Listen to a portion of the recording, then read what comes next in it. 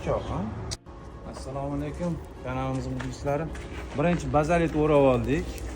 Undan keyin ustidan 2 qavat stiklavata beramiz. Bu yoq tarafini 2 qavat qilayotganimiz sababi tepa tarafida o'rab pastga qattiqroq yuradi, ko'proq qiziydi tepa tarafi.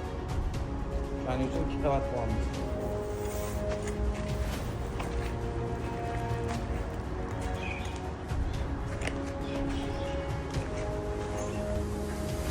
Mana 2 sloy stiklavata o'rab oldik.